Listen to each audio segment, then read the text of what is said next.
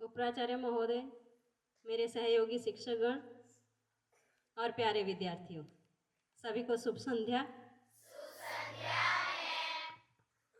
आप सभी का आज के इस सार्थक और प्रेरक कार्यक्रम में मैं हृदय से स्वागत करती हूँ, वंदन करती हूँ, अभिनंदन करती हूँ।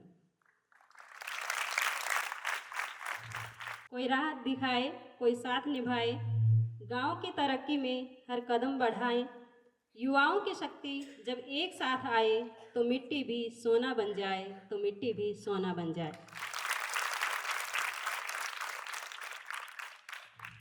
आज हमें यह सौभाग्य प्राप्त हुआ है कि हमारे विद्यालय पीएम श्री स्कूल जवाहर नवोदय विद्यालय सापुतारा में आदर्श युवा ग्राम सभा का आयोजन हो रहा है। यह आयोजन कोई परंपरागत गतिविधि ही नहीं है, बल्कि इस आयोजन के माध्यम से बच्चे लोकतांत्रिक मूल्य, सामाजिक उत्तरदायित्व, नेतृत्व, सहयोग, समस्या समाधान जैसे कौशलों का विकास करेंगे। यह आदर्श युवा ग्राम सभा ग्राम पंचायत मंत्रालय के द्वारा शुरू की गई एक ऐसी अनूठी पहल है जो शिक्षा मंत्रालय और जनजातीय मंत्रालय के सहयोग से शुरू की गई है। इसके माध्यम से बच्चे ग्राम सभा की मॉक बैठकों में भाग लेंगे, उसमें गांव की समस्याओं को समझेंगे, उस पर चर्चा करेंगे, प्रस्ताव रखेंगे, बजट बनाएंगे। इस तरह वो गांव की ग्राम सभा की बैठकों की जानकारी लेंगे। यह सिर्फ एक औपचारिक कार्यक्रम मात्र नहीं है, बल्कि विद्यार्थियों में वास्तविक लोकतंत्र को सीखने का एक ज्वलंत माध्यम है। तो कार्यक्रम को विधिवत प्रारंभ करने से पहले मैं आदरणीय प्राचार्य श्री आरपी तिवारी सर, हमारे वरिष्ठ अतिथिगण एवं उप प्राचार्य महोदय से अनुरोध करती हूँ कि आप माँ सरस्वती के समक्ष दीप प्रज्वलित कर और पुष्पार्पित कर इस कार्यक्रम की शुभारंभ करें। ये जलता हुआ दीपक हम सबको प्रेरणा देता है जीवन में आगे बढ़ने का, अंधकार पर, अज्ञानता पर। आरोग्यं धन संपदा शत्रुबुद्धि विनाशाय दीपज्योति नमोस्तुते। दिव्या दिव्या रे दीपार, दिव्याला पाहून नमस्कार, तिळाचे तेल कापसाची वार, दिवा देवे देवा पाशी, उजेड पडे विष्णू पाशी। माझा नमस्कार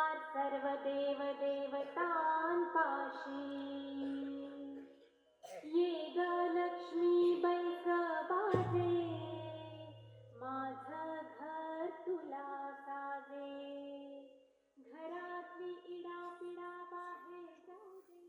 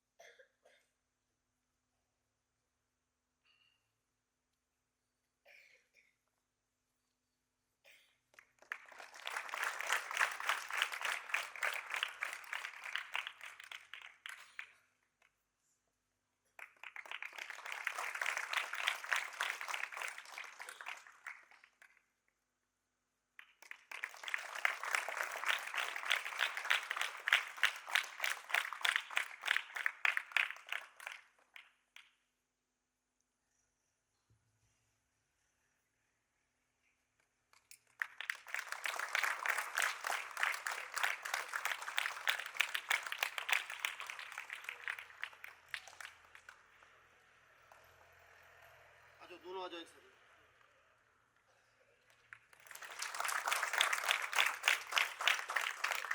अब समय है हमारे आज के वरिष्ठ अतिथिगण और उनके स्वागत सत्कार का, उनके अभिनंदन का. मैं सादर आमंत्रित करती हूँ आदरणीय श्री आर.पी. तिवारी सर को कि वे कृपया मंच पर आएं और अपने कर कमलों से पुष्प गुच्छ देकर व शॉल ओढ़ाकर सम्मानीय श्री वृंदावन पाल सर, एकलव्य मॉडल आवासीय विद्यालय के प्राचार्य सर का हार्दिक अभिनंदन करें, उनका स्वागत सत्कार करें. Please sir.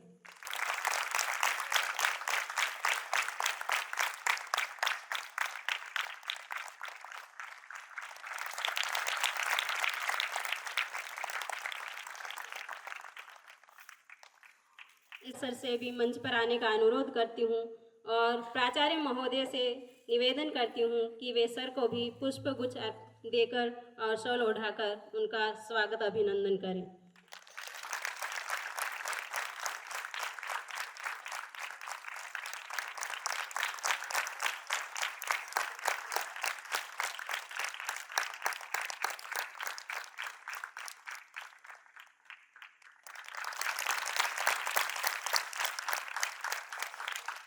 अतिथि नहीं आप सम्मान की पहचान है, अतिथि नहीं आप सम्मान की पहचान है, स्वागत है आपका, आपसे ही कार्यक्रम की शान है.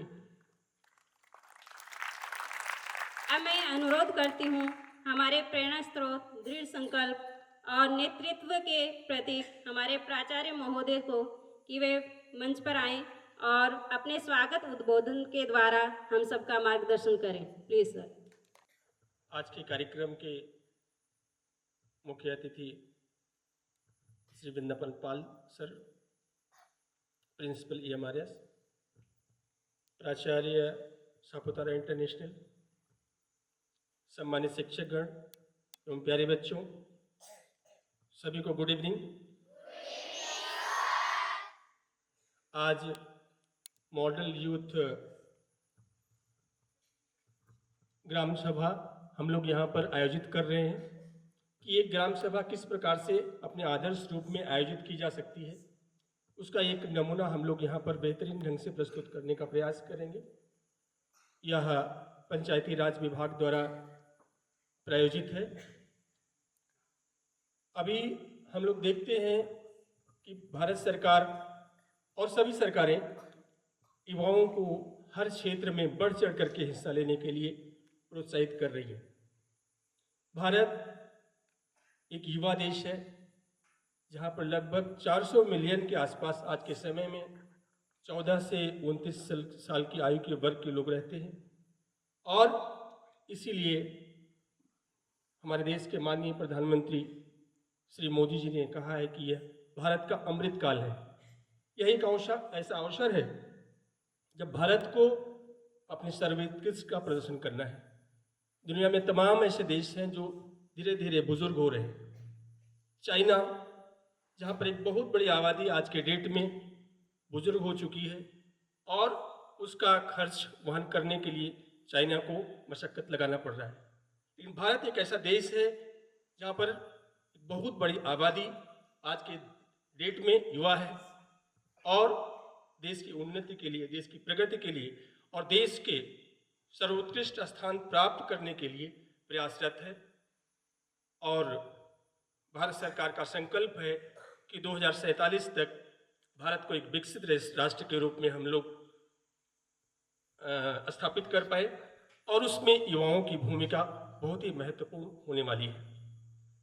आप देखेंगे विगत कुछ वर्षों में बहुत परिवर्तन हुआ है।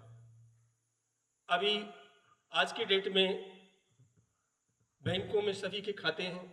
आज की डेट में डिजिटल इंफ्रास्ट्रक्चर इतना मजबूत हुआ है कि हमारे जितने भी फाइनेंशियल ट्रांजैक्शंस हैं सब बहुत बेहतरीन ढंग से हो रहे हैं और इसका श्रेय कहीं ना कहीं आज के युवा को जाता है जो इन सब कार्यों में बढ़ चढ़ करके हिस्सा ले रहा है। और इसीलिए उसी दिशा में यह भी एक अनूठी पहल है कि ग्राम पंचायत लेवल पर भी हमारा युवा पार्टिसिपेट करे और लोकतंत्र के इस पर्व में, लोकतंत्र के इस आयोजन में अपनी महती भूमिका निभाए। त्रिस्तरीय, भारत में त्रिस्तरीय पंचायत व्यवस्था है। पंचायत राज का इतिहास भारत में बहुत पुराना है और भारत में हमेशा लोकतंत्र बहुत ही मजबूत रहा है, लेकिन 73वें संविधान संशोधन विधेयक द्वारा त्रिस्तरीय पंचायत व्यवस्था भारत में लागू की गई। उसको एक संवैधानिक जामा पहनाया गया और 3 स्तरों पर ग्राम पंचायत, तालुका पंचायत और जिला पंचायत की व्यवस्था की गई, जिससे हर लेवल पर जनता का देश के विकास के लिए पार्टिसिपेशन हो और सभी का उसमें योगदान हो। हमारे देश के राष्ट्रपिता महात्मा गांधी ने कल्पना की थी कि ग्राम स्वराज की, और उस ग्राम स्वराज को स्थापित करने में जब तक हम पंचायतों को मजबूत नहीं करेंगे तब तक वह ग्राम स्वराज की असली कल्पना पूरी नहीं हो सकती है। और उसमें सबसे छोटी इकाई हमारी है ग्राम पंचायत। जब तक वह मजबूत नहीं होगी तब तक इस लोकतंत्र को हम पूरी तरह से मजबूत नहीं कर सकते और युवाओं की भूमिका उसमें सुनिश्चित हो, युवा उसमें बढ़ चढ़ करके हिस्सा लें और उनकी भूमिका को किस प्रकार से हम स्थापित कर सकते हैं लोकतंत्र में, उसी दिशा में यह आज आदर्श युवा ग्राम सभा हम यहाँ पर आयोजित कर रहे हैं।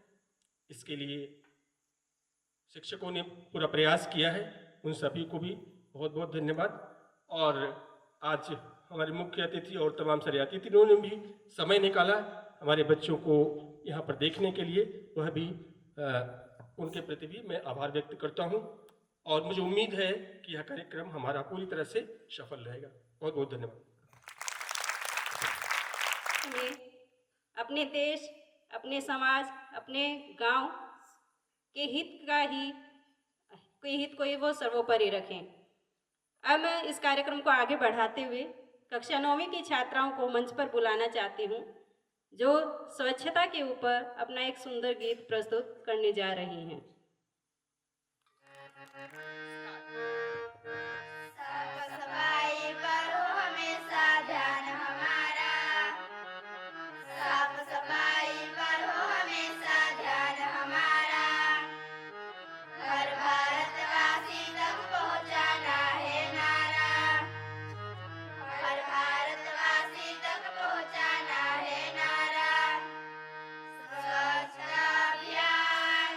स्वच्छता अभियान, स्वच्छ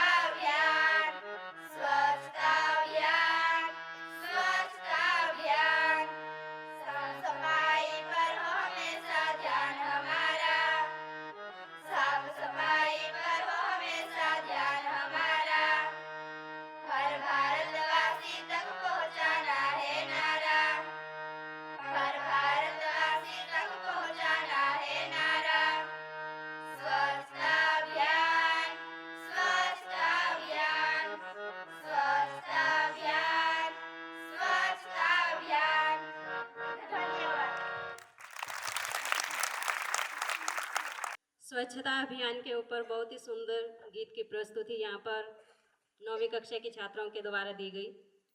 सभी छात्राओं का बहुत बहुत धन्यवाद। कार्यक्रम के आगे, किसी भी कार्यक्रम की आत्मा उसके उद्देश्य में होती है। आज के इस कार्यक्रम का लक्ष्य भी केवल चर्चा भर नहीं है, बल्कि सभी विद्यार्थियों में समाज सेवा, नेतृत्व और सहयोग की भावना विकसित करना भी है। मैं श्री सताराम सर से निवेदन करती हूँ कि वे मंच पर आएं और आज के इस कार्यक्रम के उद्देश्य और उसके महत्व पर प्रकाश डालें। Please sir. आज के इस आदर्श युवा ग्राम सभा के मुख्य अतिथि के रूप में श्रीमान वर्धमान पाल सर, प्राचार्य महोदय, एकलव्य मॉडल आवासीय विद्यालय सापुतारा इंटरनेशनल स्कूल के प्राचार्य महोदय, मेरे शिक्षक साथीगण, प्यारे छात्र छात्रा, सभी को गुड इवनिंग।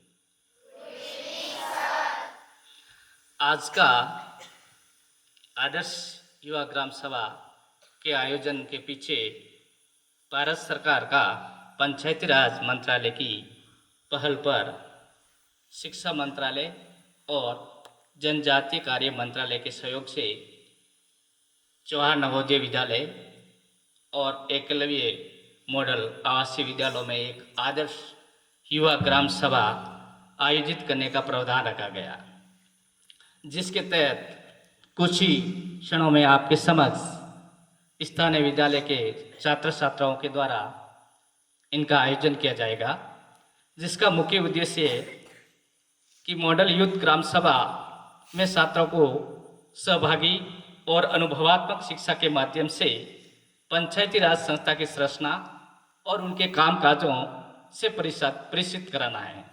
इसके अलावा इनके माध्यम से समावेशन, जवाबदेही और पारदर्शिता के मूल्यों को बढ़ावा देते हुए सार्वजनिक संबोधन, महत्वपूर्ण चिंतन और सहमति बनाने हेतु नागरिकों के नेतृत्व कौशल विकसित करना है।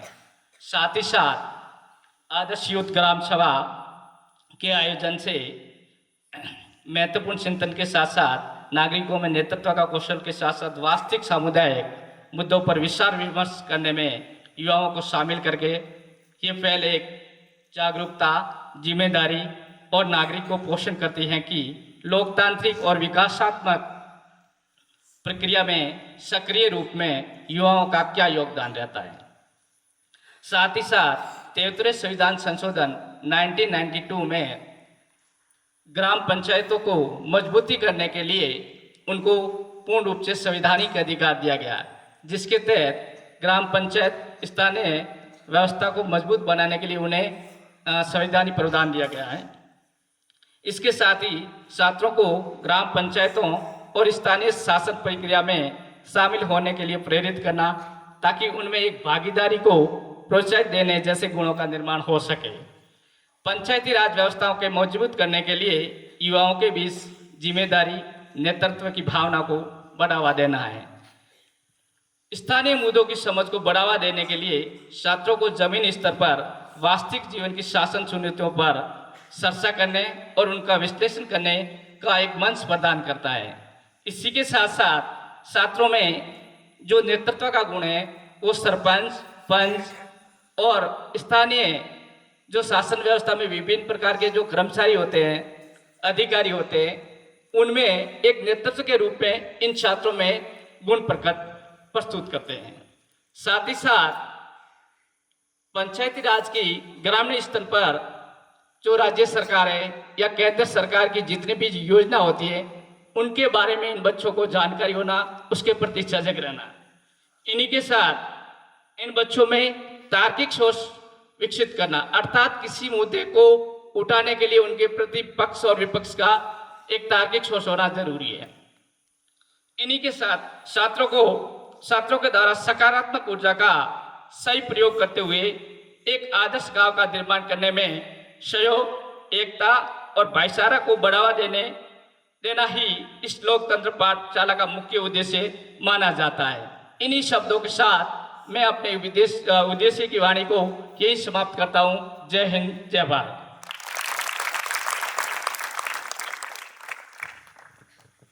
धन्यवाद सर। सर के वक्तव्य से आप सभी को समझ में आ गया होगा कि विद्यालय में इस तरह के कार्यक्रम क्यों जरूरी है। अब समय आ गया है जिसका हम सभी को इंतजार था, आज की इस खास प्रस्तुति का, जिसे हमारे विद्यार्थियों द्वारा आदर्श युवा ग्राम सभा का जो गतिविधियां होने वाली है उसको देखने का। तो सभी जोरदार तालियों के साथ इस विशेष प्रस्तुति का स्वागत करेंगे। બધા ગ્રામજનોને જાણ કરવામાં આવે છે કે યુવા ગ્રામ સભાની બેઠક 25/11/2025 ના રોજ સાંજે 6 વાગ્યે યોજાશે। જેમના નામ ગામની મતદાન યાદીમાં હોય તેઓએ હાજરી આપવી જ જોઈએ।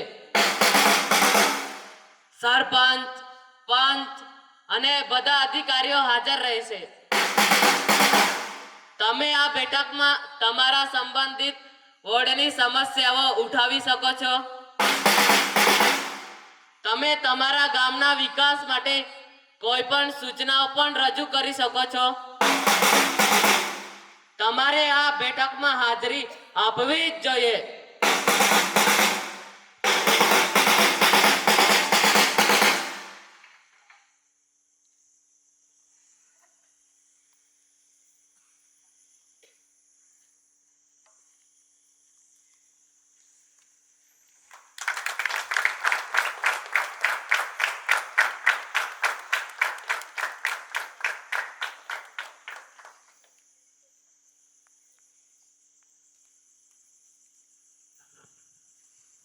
કૃપયા કરીને બધા બેસી જાઓ। નમસ્તે। આજની ગ્રામ સભામાં હાજર બધા આદરણીય ગ્રામજનો, વોર્ડ સભ્યો, સરકારી અધિકારીઓ, મહિલાઓ, યુવાનો અને વડીલો, હું આપ સૌનું હૃદયપૂર્વક સ્વાગત કરું છું। તમે અહીં આવવા માટે તમારો કિંમતી સમય કાઢ્યો છે। ભાઈઓ અને બહેનો, આપણા કેટલાક ભાઈઓ અને બહેનો જાણે છે કે ગ્રામ સભા આપણા લોકશાહીનો આત્મા છે। સરકારી નિયમો મુજબ દર 3 મહિને ઓછામાં ઓછી એક બેઠક યોજવી જોઈએ। આ અમારી બીજી બેઠક છે, જેમાં આપણે બધા સાથે મળીને ગામની સમસ્યાઓ અને તેના ઉકેલો પર ચર્ચા કરીશું। તેથી બેઠકની શરૂઆત કરતા પહેલા હું અમારા સહાયક સચિવને વિનંતી કરું છું કે શું આજની બેઠકના બધા સભ્યો હાજર છે? જો બધા સભ્યો હાજર હોય તો આપણે બેઠક શરૂ કરીશું।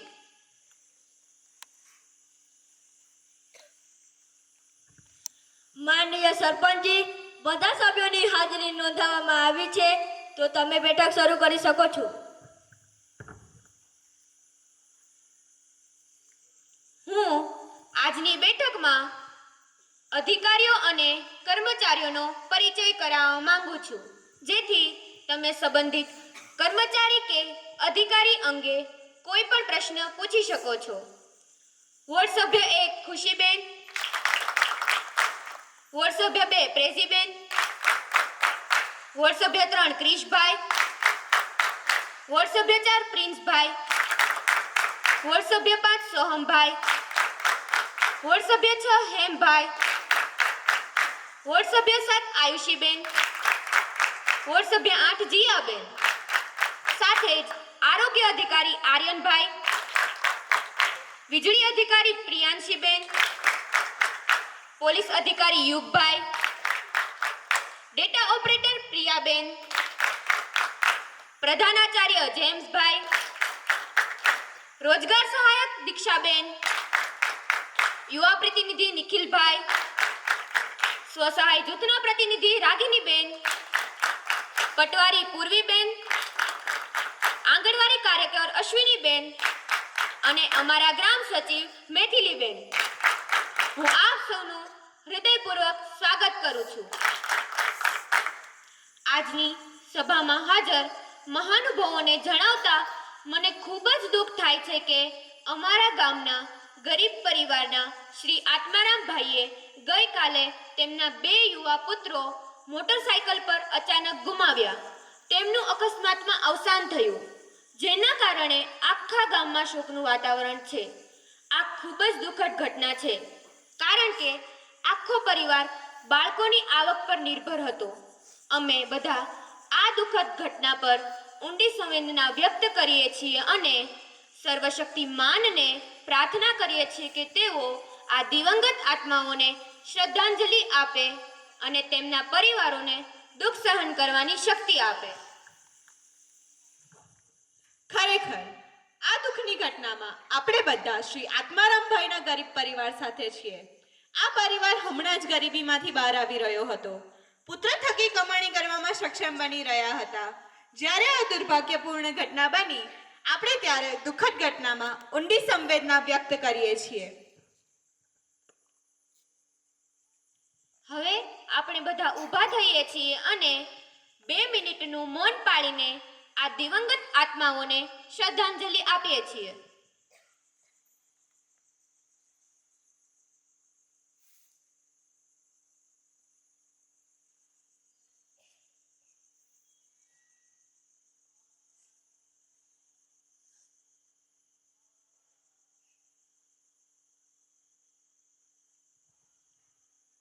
ઓમ શાંતિ.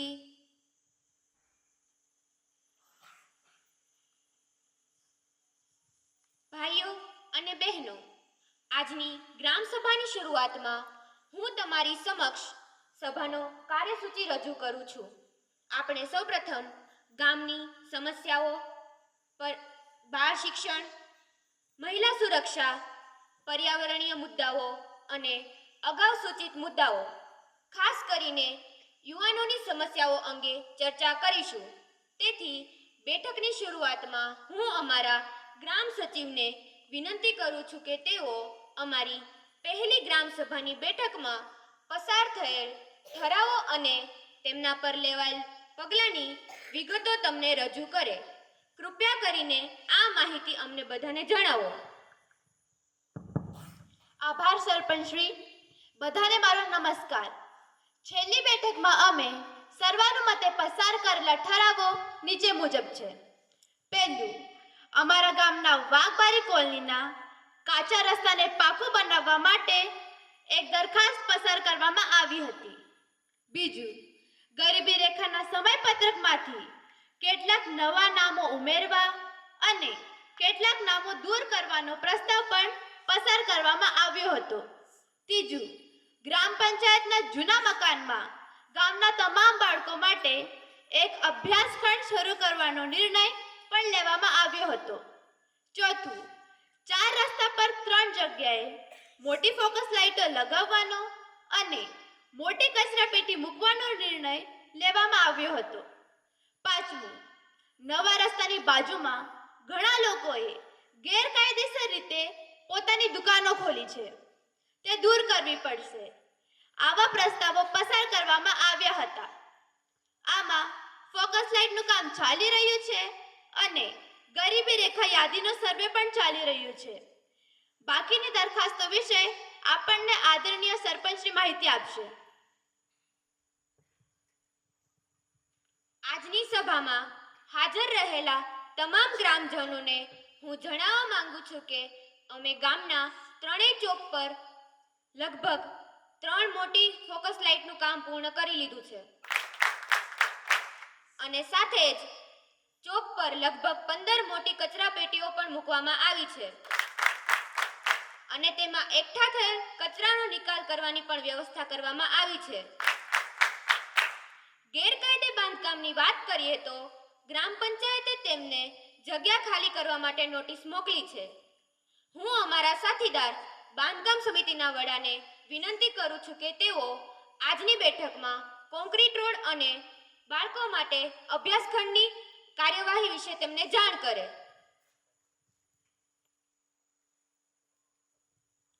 હું આજની સભામાં હાજર તમામ ગ્રામજનોને જણાવવા માંગુ છું કે વાઘબારી કોલોનીના કોન્ક્રીટ રોડ માટે અમે જિલ્લા પરિષદ પાસેથી ગ્રાન્ટ પણ મંજૂર કરાવી છે. એન્જિનિયર દ્વારા રોડ સર્વે પણ કરવામાં આવ્યું છે, પરંતુ તે શેરીના લોકોમાં ઘણા વિવાદો હોવાના કારણે અમને રોડ બનાવવામાં ઘણી સમસ્યાઓ આવી રહી છે. 2 વર્ષ પહેલાં પણ ત્યાંના લોકોએ લડાઈ કરીને કામ અટકાવી દીધું હતું. તેથી આ કામ અમારા તરફથી નહીં, પરંતુ શેરીના લોકો વચ્ચે થયેલા વિવાદોને કારણે બંધ કરવામાં આવ્યું છે. ગ્રામ પંચાયતની જૂની ઇમારતમાં ગામના તમામ બાળકો માટે અભ્યાસખંડ શરૂ કરવાની વાત કરીએ તો ઇમારતમાં કેટલાક નાના સમારકામો ચાલી રહ્યા છે. તે પૂર્ણ થતાં જ અભ્યાસખંડ કાર્યરત થશે. સરપંચ સાહેબ, મારી વાત સાંભળો. આખા ગામના દરેક શેરીમાં પાકા રસ્તા છે. આટલા દિવસોથી ફક્ત અમારા વાડમાં જ પાકા રસ્તા બાકી છે. તમને ખ્યાલ નથી કે વરસાદ દરમિયાન આપણે કેટલી મુશ્કેલીનો સામનો કરીએ છીએ? બાળકોને શાળાએ મોકલવા અને બજારમાં જવા કેટલી મુશ્કેલી હોય છે. ગરીબ વૃદ્ધો કેટલા પરેશાન હોય છે અને હંમેશા એવું કહેવામાં આવે છે કે ત્યાંના લોકોમાં વિવાદો થાય છે. તો તમે બધા તે બેસીને ઉકેલ કેમ નથી શોધતા? તમારી વાત સાચી છે. ચૂંટણી દરમિયાન તમે વારંવાર કહેતા હતા કે તમે 6 મહિનામાં રસ્તો બનાવી દેશો. તમને હાથ જોડીને મેં વિનંતી કરું છું કે મારા જેવા અપંગ લોકો માટે વરસાદોના દિવસોમાં કાદવમાં ચાલવાનું ખૂબ જ મુશ્કેલી હોય છે. બરાબર છે. દિવ્યાંગ જેવું છે કે તેને કેટલીક સમસ્યાઓ છે. તે કેટલાક વખત પડી ગયો હશે. બિચારો કેટલા મુશ્કેલીઓનો સામનો કરે છે.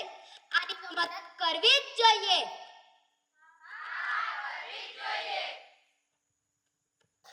જુઓ, શાંત થાઓ. ગુસ્સે થવાની જરૂર નથી. અમારી પાસે એક ગ્રાન્ટ જ્યુરી છે અને કોન્ટ્રાક્ટર પણ તૈયાર છે. ફક્ત ત્યાંના વિવાદ માટે અમે બધા તેમના વોર્ડ પંચ જાતે ત્યાં આવીશું, દરેકની સમસ્યાઓ સમજીશું અને ઉકેલ શોધીશું. જલ્દી કામ પણ શરૂ કરીશું. ચિંતા કરશો નહીં, અમારા પર વિશ્વાસ કરો. બાકીની વાત કરીએ તો ગરીબી રેખાની યાદીમાં કંઈક તો છે જ. સુધારાનું કામ પણ ચાલી રહ્યું છે. વાહ સરપંચજી વાહ, તમારો ન્યાય તો ન્યારો છે. હવે ગરીબી કેટલાક લોકો એવા છે જેમની પાસે મોટી રંગીન ટીવી છે. તેઓ 4 પેંડાની ગાડીમાં ફરે છે અને તેમના નામે ઘણી જમીનો પણ છે, તો પણ તેમનું નામ ગરીબી રેખામાં છે. અને ઓમ પ્રકાશ જેવા ગરીબ મજદૂરો જેમની પાસે રહેવા માટે ઘર નથી, જમીન નથી, ગાડી નથી, એ તો છોડો, એમના પાસે તો 2 પાંડાવાળી ગાડી પણ નથી છે, તો પણ એમનું નામ બીપીએલ કાર્ડમાં નથી.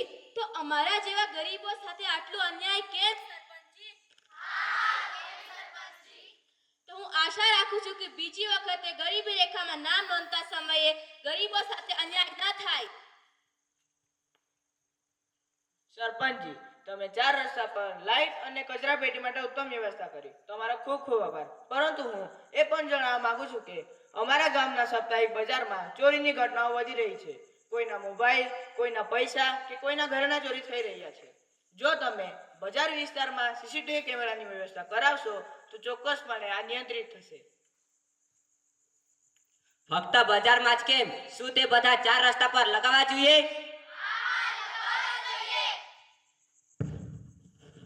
હા સુજલ, તુની ગોટ બરાબર. આપણે ગામમાં 1-2 મહિનાથી ચોરીની ઘટના વધી રહેવાની. આપણે 4 રસ્તા પર કેમેરા ગોઠવું લાજ પડો. હા હા ભાવ, તુની ગોટ ખરી. હા, 4 રસ્તા પર તો કેમેરા લાવલા જ પડત. હું તમારા બધાના કહેવા સાથે સંપૂર્ણપણે સહેમત છું. હું અમારા સચિવને આ કાર્યવાહી હાથ ધરવા માટે કહીશ. સરપંચ, ગામના મારા બધા ખેડૂતો વતી હું તમને 2 સમસ્યાઓ વિશે જણાવવા માંગુ છું. વીજળી વિભાગ અમારા ખેતરોમાં લોડ શેડિંગ દરમિયાન મનસ્વી રીતે વર્તે છે. વીજળી ગમે ત્યારે ચાલુ થઈ જાય અથવા તો ગમે ત્યારે બંધ થઈ જાય. કોઈ પૂર્ણ વિચાર નથી, જેથી ખેડૂતોને ઘણી મુશ્કેલી પડે છે. બીજું, ઘરોમાં લગાવવામાં આવેલા કોમ્પ્યુટરાઇઝ્ડ મીટર ઊંચું બિલ ઉત્પન્ન કરે છે. ઘણા લોકો માટે મીટર રીડિંગ અને બિલ રસીદ વચ્ચે નોંધપાત્ર તફાવત છે. જો અમે ફરિયાદ કરીએ છીએ તો તેઓ ફક્ત ફરિયાદ નોંધે, પરંતુ કોઈ સુધારો દેખાતો નથી. કૃપા કરી તમે આનો ઉકેલ આપો. આનો જવાબ આપવા માટે વીજળી વિભાગને વિનંતી કરું છું. તેઓ આજની બેઠકમાં હાજર છે. તેઓ આનો ઉકેલ લાવશે. આદરણીય સરપંચ મેડમ અને અહીં હાજર રહેલા બધા ભાઈઓ અને બહેનો, હું તમને કહેવા માંગુ છું કે હાલમાં વીજળીનો વપરાશ ઘણો વધી રહ્યો છે. તેથી જ વધારે લોડના કારણે ઘણી જગ્યાએ અચાનક ફોલ્ટ થાય છે. તેથી આમાં વીજળી વિભાગનો કંઈ વાંક નથી. તે માટે ઉચ્ચ ક્ષમતાનું ટ્રાન્સફોર્મર લગાવવાનું કામ ચાલી રહ્યું છે.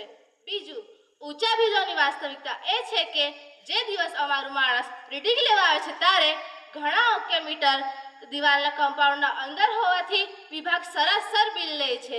તેથી જ બિલોમાં ભૂલ થાય છે. નહીં તો અમે રીડિંગના તારીખે જ ઓનલાઈન નોંધણીકર્તાઓને આખી માહિતી મોકલીએ છીએ. છતાં પણ અમે ગ્રાહકોને સારી સુવિધા આપવાનો શ્રેષ્ઠ પ્રયાસ કરી રહ્યા છીએ. આભાર.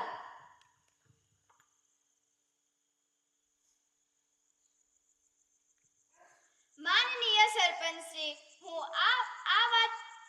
માનનીય સરપંચશ્રી, આ બાબત તમારા ધ્યાન પર લાવવી જ જોઈએ. અમારા ગામના નાના બાળકો જે આંગણવાડીમાં જાય છે એ લોકોને ખોરાક આપવામાં આવે છે, પરંતુ અમારા ધ્યાનમાં આવ્યું છે કે બાળકોને ફક્ત બેસાડી રાખે છે અને ખોરાક લીધા બાદ બાળકોને ઘરે મોકલી આપે છે.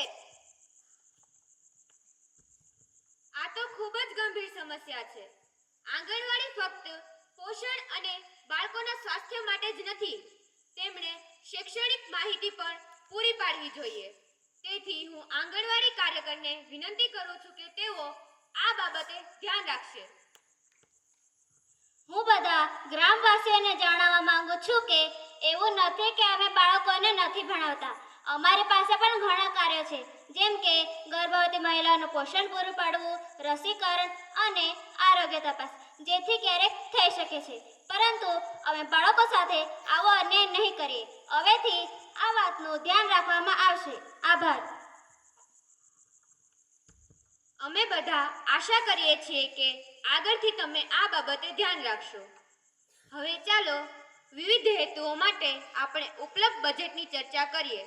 પહેલા આપણે આપણા ડેટા એન્ટ્રી ઓપરેટરને પૂછીશું કે આપણી પાસે હાલમાં કેટલું બજેટ છે. આદરણીય સરપંચ અને હાજર ગ્રામજનો, ગયા વર્ષે અમારી આવક આ મુજબ છે. ભાડે આપેલા ગામના ગોચારામાંથી 90,000, દુકાનના ભાડામાંથી 60,000, ગ્રામ પંચાયતના શોપિંગ સેન્ટરમાંથી 2 લાખ, રાજ્ય સરકાર તરફથી 25 લાખ, મૂળભૂત ગ્રામ સુધારણ ગ્રાન્ટમાંથી 11 લાખ, વાણિજ્ય વેરામાંથી 4 લાખ, પાણી અને ઘર વેરામાંથી 8 લાખ, કુલ આવક 54,50,000 હતી. આવક પર ખર્ચ રકમ આ મુજબ છે. રસ્તાના બાંધકામ માટે 6 લાખ, જૂના ગ્રામ પંચાયતના મકાનના સમારંભ કામ માટે 1,50,000, ચોકડી પર મોટી ફોકસ લાઇટ માટે 50,000, ચોકડી પર મોટી કચરાપેટી માટે 20,000, વીજળીના બિલ માટે 90,000. કુલ ખર્ચ 13,60,000 હતી.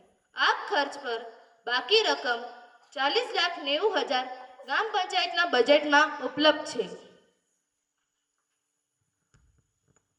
પ્રિય ગ્રામજનો, અમારા ડેટા ઓપરેટર દ્વારા પૂરા પાડવામાં આવેલા બજેટના આંકડા મુજબ આ નાણાકીય વર્ષ માટે અમારી પાસે હજુ પણ નોંધપાત્ર રકમ બાકી છે અને ભંડોળના ખર્ચ અંગે જો કોઈ પાસે વધુ સૂચનો હોય તો કૃપયા કરીને અમને જણાવો.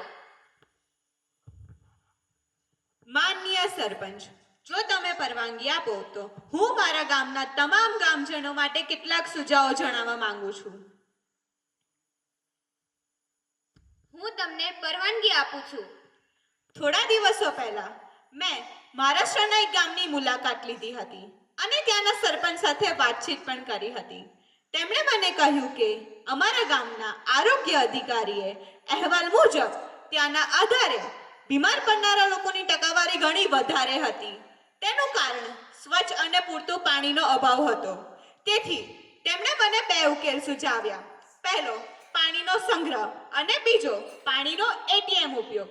તેમણે આ બંનેનો અમલ કર્યો અને આજે તો ગામમાં બીમાર પડનારા લોકોની ટકાવારી નોંધપાત્ર રીતના ઘટી છે. તેથી મારું માનવું છે કે આપણે પણ આપણા ગામમાં ઓછામાં ઓછો આપણા બજેટમાં વોટર એટીએમનો સમાવેશ કરવો જ જોઈએ. તે બધા માટે ઘણું સારું છે, પણ તમે તેને કેવી રીતે સ્થાપિત કરશો અને કઈ જગ્યાએ સ્થાપિત કરશો? શું તે દરેક માટે શક્ય છે?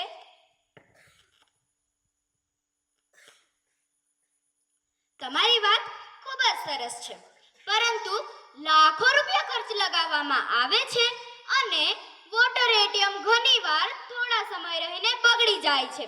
મને લાગે છે કે આ પ્રયોગ કઈ જ કામનો નથી.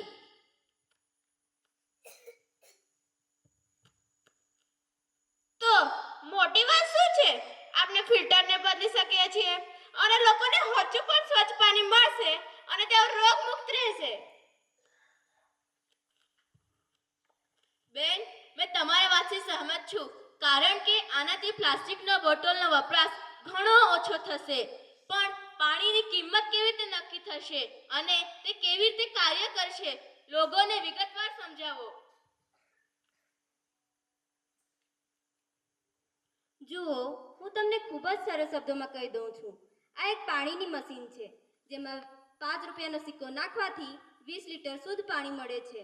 જે પાણીની બોટલ તમે 20 રૂપિયામાં 1 લીટર ખરીદો છો, તે વોટર એટીએમ દ્વારા માત્ર 5 રૂપિયામાં 20 લીટર મળશે. તેથી પાણીનો બગાડ થતો નથી. 20 લીટર પૂર્ણ થયા પછી તે આપમેળે બંધ થઈ જાય છે. તેથી ગરીબોને પણ તે પરવડી શકે છે. તેને અમે કોઈ પણ જાહેર સ્થળે લગાવી શકીએ છીએ અને તમને 24 કલાક સ્વચ્છ પાણી મળી શકે છે. જો વીજળી ન હોય તો શું એ કામ કરી શકે છે? ના, તે સમયે તે કામ કરી શકતું નથી. પરંતુ વીજળી હંમેશા બંધ હોતી નથી.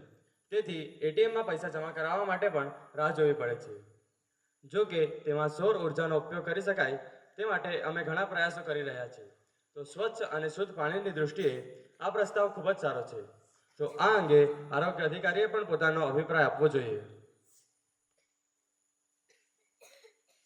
બધાને નમસ્તે. આદરણીય સરપંચજી અને બધા ગ્રામજનો, જે વિષય પર ચર્ચા ચાલી રહી છે તે બધા ગ્રામજનો માટે એક સારી પહેલ છે, કારણ કે ઘણા બધા રોગોની શરૂઆત અશુદ્ધ પાણીથી જ થાય છે. જો આપણે લોકોને શુદ્ધ અને સાફ પાણી આપીએ તો તેઓ આ ગંભીર બીમારીથી દૂર રહેશે. તેથી આપણે એની કોઈ સારી વ્યવસ્થા આપણે કરવી જોઈએ. મને લાગે છે કે આ સૂચન ખૂબ જ સારું છે. તેને ઠરાવ તરીકે લેવું જોઈએ. કૃપયા કરીને કોઈ વધુ સૂચનો જણાવો. છેલ્લી ગ્રામસભામાં અમારા સરપંચશ્રીએ ગામના બાળકોના સારા શિક્ષણ માટે અભ્યાસખંડ બનાવવાનું નક્કી કર્યું હતું. તેમની માટે હું તેમનો ખૂબ આભારી છું. પણ હું કેટલાક દિવસથી જોતો આવ્યો છું કે ગામના બાળકો સવારમાં મેદાનોમાં દોડ લગાવતા હોય છે અને કસરત કરતા હોય છે. તેથી મારી પાસે તે લોકો માટે એક પ્રસ્તાવ છે કે આપણે ગામના બાળકો માટે વ્યાયામ શિક્ષણ કેન્દ્રનું નિર્માણ કરવું જોઈએ. તેથી જે બાળકો સેના અને પોલીસની તૈયારી કરી રહ્યા છે તે લોકો માટે વ્યાયામ શિક્ષણ કેન્દ્ર ખૂબ જ ફાયદેકારક રહેશે.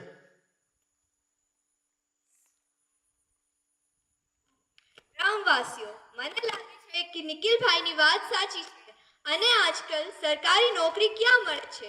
જો વ્યાયામ કેન્દ્ર બનાવવામાં આવે તો આપણા બાળકો પણ પોલીસ અને સેનામાં ભરતી થઈ શકે છે. મને લાગે છે કે આ પ્રસ્તાવ ખોટો નથી, પરંતુ પહેલા તે ગામોની મૂળભૂત સુવિધાઓને વધુ પ્રાથમિકતા આપવું જોઈએ. ता काय तूने इच्छा हा का गावने जीवन साला नौकरी नहीं मिळो? जो तुम्हाला नौकरी नहीं मिळो तर तुम्ही ते साला जॉब बेस लागो तो टेका दी सकता काय रो खरी गोट नहीं. જુઓ, શાંત થાઓ. તમે તેનું ખોટું અર્થઘટન કર્યું છે. તમારો પ્રસ્તાવ ખૂબ જ સારો છે અને અમે ચોક્કસપણે તેના પર વિચાર કરીશું. માનનીય સરપંચ, સ્વસહાય જૂથની બધી મહિલાઓ વતી અમે તમને કહેવા માંગીએ છીએ કે સ્વસહાય જૂથ વતી અમે અમારા ગામમાં સસ્તા ભાવે શૌચાલય અને ઘરગથ્થુ વસ્તુઓ વેચવાની યોજના બનાવી રહ્યા છીએ. અમે જોયું છે કે અમારા ગામમાં આવા ઘણા લોકો છે જેમણે કોરોના સમયગાળા દરમિયાન પોતાના પરિવારના સભ્યોને ગુમાવ્યા છે.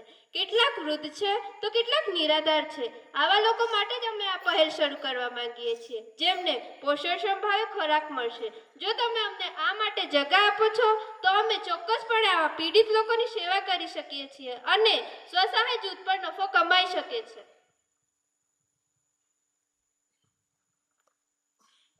માનનીય સરપંચજી, હું સ્વસહાય જૂથની મહિલા પ્રતિનિધિ દ્વારા રજૂ કરાયેલા પ્રસ્તાવને મજબૂત સમર્થન આપવા માંગુ છું, કારણ કે મારા પડોશમાં 2 વૃદ્ધ પરિવારો છે.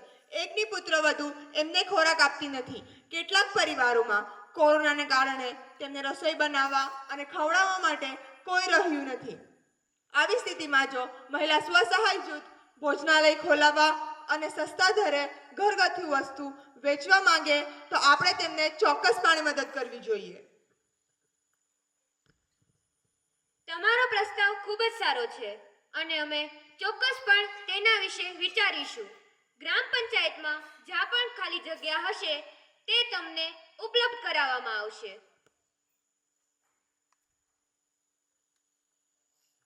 માનનીય સરપંચ, હું તમને જણાવવા માંગુ છું કે અમારા ગામમાં દારૂ પીધેલા લોકોની સંખ્યા દરરોજ નોંધપાત્ર રીતે વધી રહી છે, જેના કારણે મહિલાઓ માટે બહાર નીકળવું પણ મુશ્કેલ બની ગયું છે.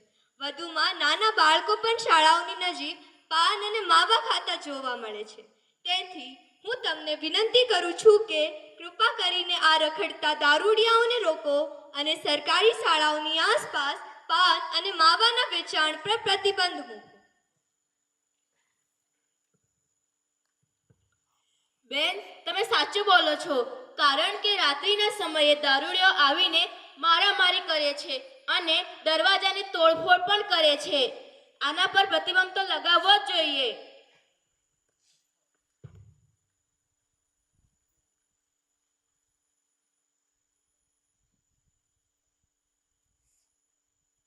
હા સરપંચજી, જે ગેરકાયદેસર દારૂના અડ્ડા ચાલી રહ્યા છે એ બંધ જ કરાવવા જોઈએ. હા બરાબર છે. તમે શાંત થાઓ. જે લોકો ગામમાં ગેરકાયદેસર રીતે દારૂનું વેચાણ કરે છે એ લોકો સામે અમે કડક કાર્યવાહી કરીશું. મહિલા સુરક્ષાના દૃષ્ટિકોણથી તમારા મંતવ્યો ખૂબ જ મહત્વપૂર્ણ છે. અમે આ બાબતે પોલીસ અધિકારીને પોતાના મંતવ્યો વ્યક્ત કરવા માટે કહીશ. અમારા પોલીસ વિભાગ વતી હું ગ્રામસભામાં હાજર તમામ ગ્રામજનોને ખાતરી આપવા માંગુ છું કે અમે મહિલાઓની સુરક્ષાની બાબતે કોઈ પણ વાત ચલાવી લેશું નહીં. આજથી અમારી નાઇટ પેટ્રોલિંગ ટીમને આ અંગે જાણ કરવામાં આવશે અને નાઇટ પેટ્રોલિંગ ટીમ ચોક્કસપણે ગામમાં પેટ્રોલિંગ કરશે અને ગુનેગારો સામે કડક કાર્યવાહી કરશે. જો તમારી પાસે આવી કોઈ ફરિયાદ હોય તો તમને ટોલ ફ્રી નંબર આપવામાં આવશે, જેના પર તમે ક્યારે પણ અને કોઈ પણ સમયે કોલ કરી શકો છો. પાનમાંનો મુદ્દો જે હમણાં જ ઉઠાવવામાં આવ્યો છે, હું માનનીય સરપંચને વિનંતી કરું છું કે તેઓ શાળા પ્રશાસનને આના વિશે જાણ કરે અને વ્યસન મુક્તિ શિબિરોનું આયોજન કરીને વ્યસન મુક્ત બાળકો અને યુવાનોમાં જાગૃતિ લાવવા માટે વધુ ઉપયોગી થશે. અહીં હાજર શાળાના પ્રતિનિધિઓ અમને જણાવવા માટે ઉપલબ્ધ છે કે જો તમને તમારી આસપાસ આવી કોઈ પણ પ્રવૃત્તિ થતી જણાય તો કૃપયા કરીને તેને અમારા ધ્યાન પર લાવો. અમે તેની સામે કડક કાર્યવાહી કરીશું અને હું શાળા પ્રતિનિધિને પણ વિનંતી કરું છું કે તેઓ આવી પ્રવૃત્તિઓની વ્યક્તિગત રીતે તપાસ કરે અને રિપોર્ટ અમને રજૂ કરે. હા સરપંચ શ્રી, અમે ત્યાંની તપાસ કરીને તમને રિપોર્ટ રજૂ કરીશું.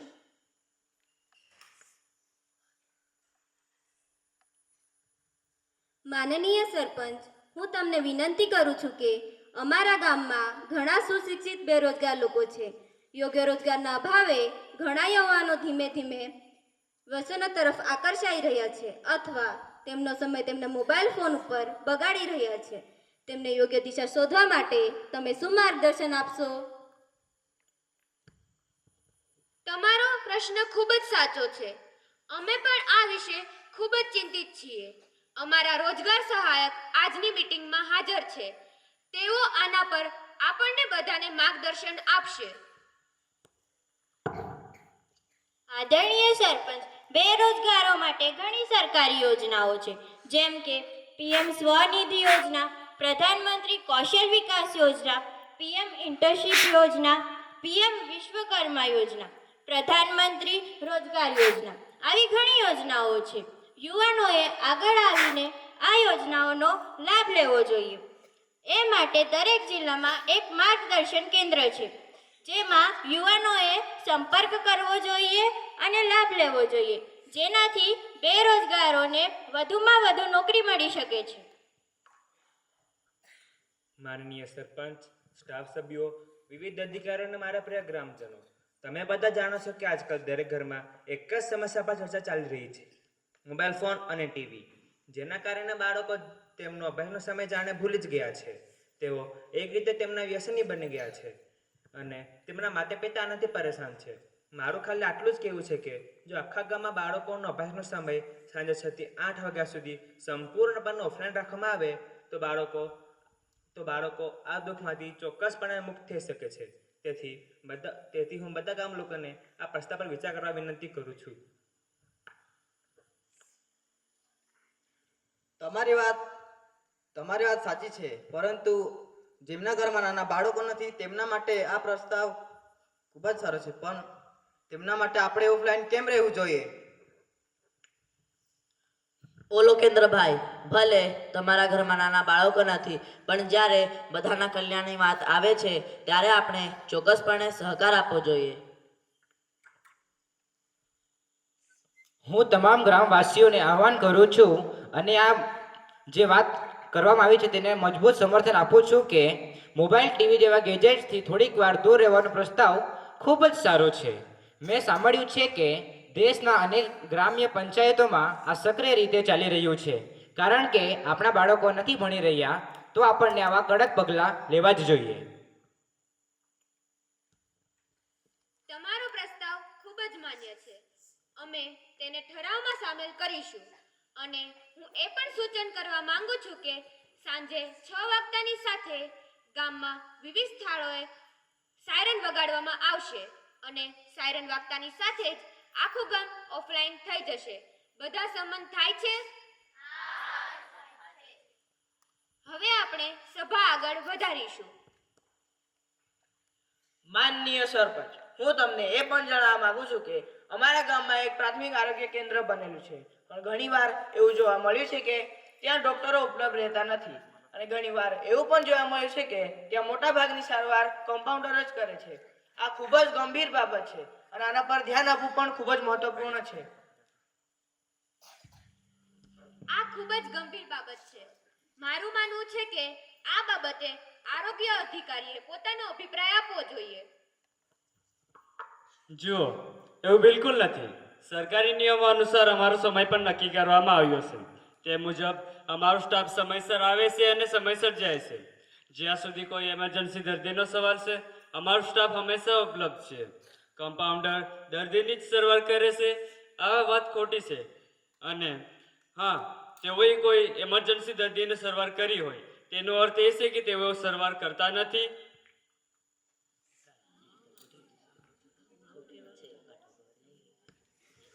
મને નથી લાગતું કે બધા તમારા જવાબથી સંતુષ્ટ થશે.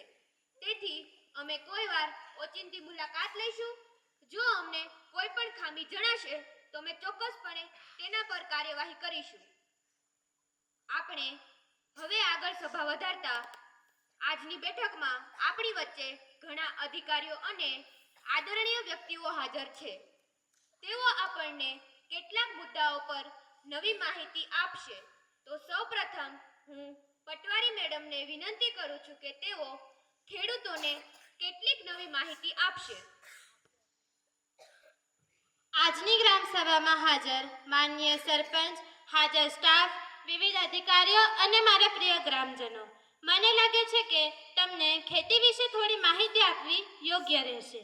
જેમ કે પહેલા તમને 7/12ના દસ્તાવેજ લેવા અમારી ઓફિસે આવવું પડતું હતું, હવે આવવાની જરૂર નથી, કેમ કે સરકારે અમારા બધા જ રેકોર્ડ ઓનલાઈન કર્યા છે, જેથી તમે ઘરે બેઠા પણ સરકારી કૃષિ એપ પરથી મેળવી શકો છો. તેની સાથે તમે પાક વીમો પણ ઓનલાઈન કરી શકો છો. તેની સાથે તમે તમારા વાવેલા પાકની સંપૂર્ણ માહિતી પણ ભરી શકો છો. અમે તેના માટે કેટલાક પોસ્ટરો બનાવ્યા છે. તે પોસ્ટરો અમે વિવિધ સ્થળે ચોંટાડીશું, જેમાંથી તમને વધુ માહિતી મળી શકે છે. આભાર. અત્યારે આપણી શાળાના આચાર્ય પણ આપણા બધા વચ્ચે હાજર છે. તેઓ પોતાનો પક્ષ રજૂ કરશે. માનનીય સરપંચજી, હાજર સ્ટાફ, અધિકારીઓ અને ગામના તમામ રહેવાસીઓ, હું આજે તમારી સમક્ષ આ વાત રજૂ કરતા ખૂબ જ આનંદ અનુભવું છું કે ગયા વર્ષના પરીક્ષાના પરિણામોમાં અમારી શાળાએ 100% પરિણામ મેળવ્યું હતું અને 12માની પરીક્ષામાં 91 ગુણ મેળવનાર વિદ્યાર્થી રવિ ગામિત પ્રથમ આવ્યો હતો અને 10માની પરીક્ષાના બોર્ડમાં 93 ગુણ મેળવનાર વિદ્યાર્થી પ્રિયંકાબેન ચૌધરી પ્રથમ આવી હતી અને આ જ સાથે અમારી શાળાના એક વિદ્યાર્થીએ રાજ્ય કક્ષાના વિજ્ઞાન પ્રદર્શનમાં પણ બીજું સ્થાન મેળવ્યું છે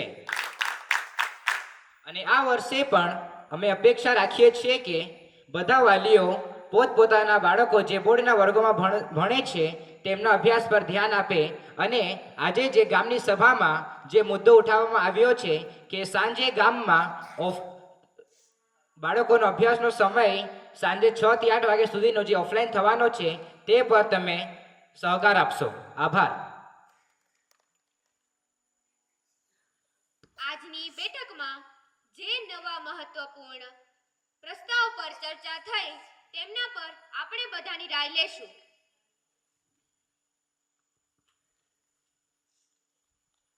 પહેલું, ગામના તમામ મહત્વપૂર્ણ સ્થળો પર કેમેરા લગાવવામાં આવશે.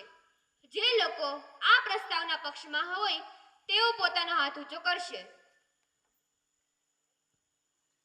બીજું, ગામમાં શુદ્ધ પાણી માટે વોટર એટીએમ લગાવવામાં આવશે. જે લોકો આ પ્રસ્તાવના સમર્થનમાં હોય તેઓ પોતાનો હાથ ઊંચો કરશે. ત્રીજું, ગામના બાળકોને અભ્યાસને ધ્યાનમાં રાખીને સાંજે 6 થી 8 વાગ્યા સુધી ગામમાં સાયરન વાગશે અને ગામ ઓફલાઈન થઈ જશે. જે લોકો આ પ્રસ્તાવના સમર્થનમાં હોય તેઓ પોતાનો હાથ ઊંચો કરશે. ગામની શાળા અને ગામજનો માટે વ્યસન મુક્તિ શિબિરોનું આયોજન કરવામાં આવશે. જે લોકો આ પ્રસ્તાવના પક્ષમાં હોય તેઓ પોતાનો હાથ ઊંચો કરશે. હું આજની ગ્રામ સભામાં જે પ્રસ્તાવો પર ચર્ચા થઈ હતી તેની કાર્યવાહી આપણને અમારા ગ્રામ સચિવ એકવાર વાંચી સંભળાવશે.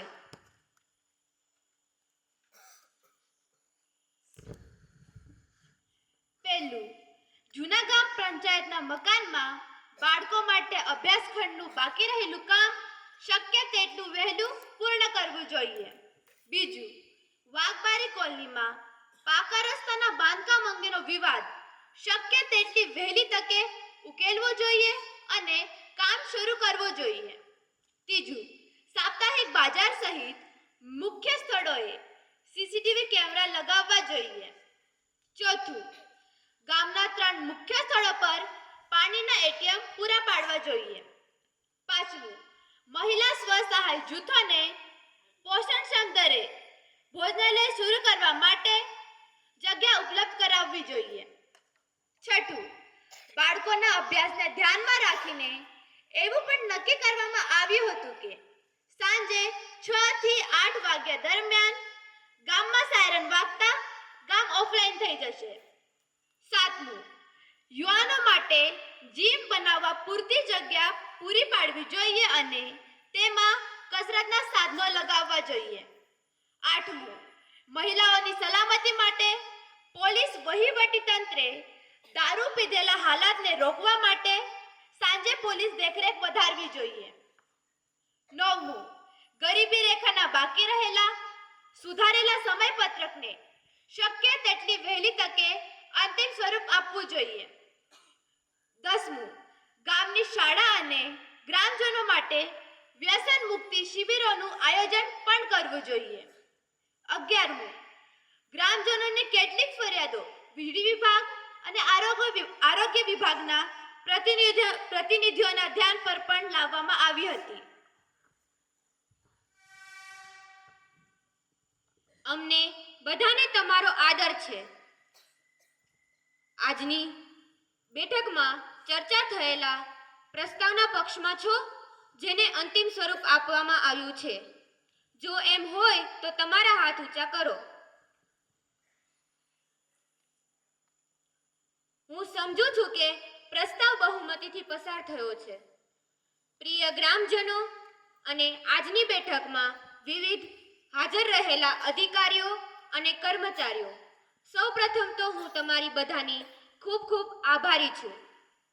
તમે અહીં આવવા માટે તમારો કિંમતી સમય કાઢ્યો છે અને આજની બેઠકમાં સારી સંખ્યામાં ગ્રામજનો પણ હાજરી આપી હતી અને આપણે ગામની સમસ્યાઓ, પર્યાવરણ, બાળ શિક્ષણ, મહિલા સુરક્ષા જેવા વિવિધ મહત્વપૂર્ણ મુદ્દાઓ પર ચર્ચા કરી હતી અને અમે ચોક્કસપણે ગ્રામ પંચાયત તરફથી હું ખાતરી આપું છું કે અમે ટૂંક જ સમયમાં કાર્યવાહી શરૂ કરીશું અને જ્યાં પણ તમારા સહકારની જરૂર હોય ત્યાં તમારે સહકાર આપવો જોઈએ.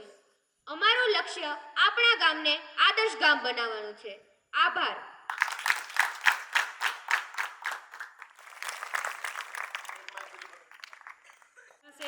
उनका उत्साहवर्धन करें.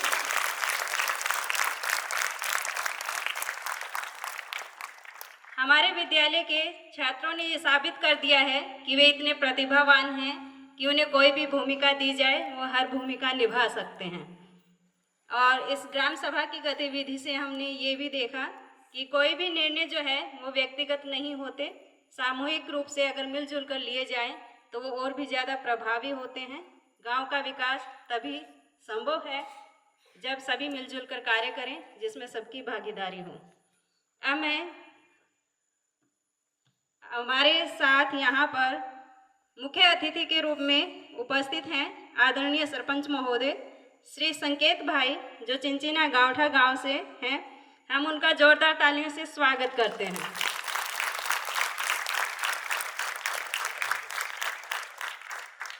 साथ ही मैं सम्मानीय सरपंच महोदय श्री संकेत भाई से सादर निवेदन करती हूँ कि वे कृपया मंच पर आएं और अपने प्रेरणादायी विचारों से हम सबका मार्गदर्शन करें.